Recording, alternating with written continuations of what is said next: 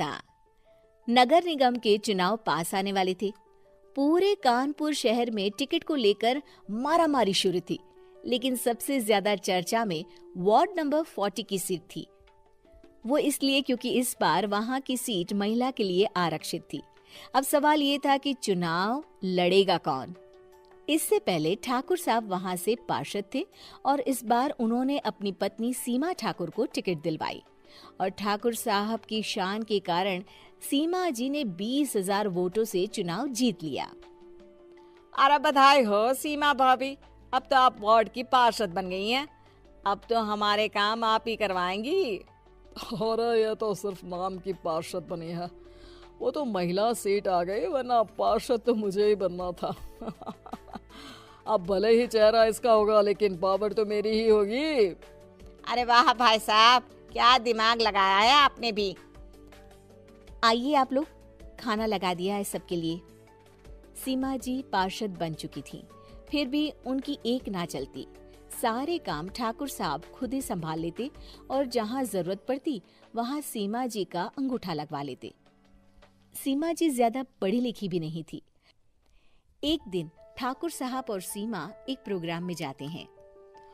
अरे ठाकुर साहब, आप आ गए।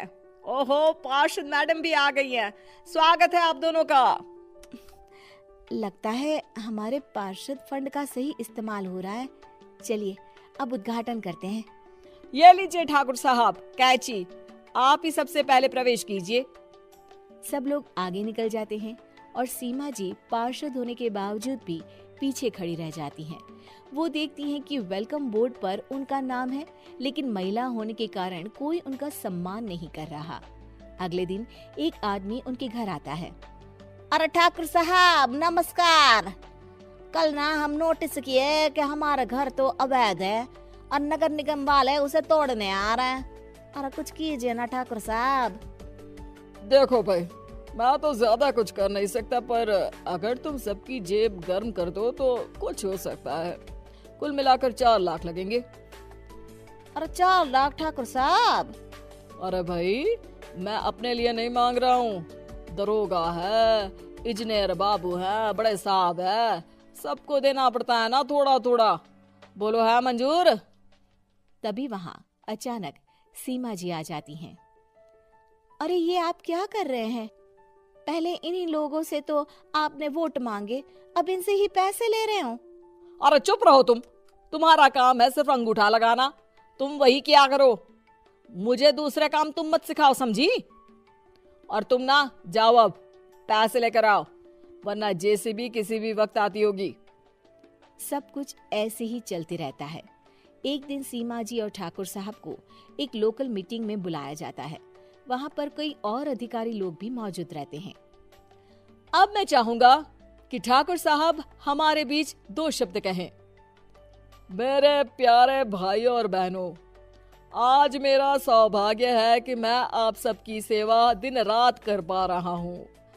आपने मेरी पत्नी को भारी मतों से जिताया है, इसलिए मैं आप सभी का शुक्रगुजार हूँ।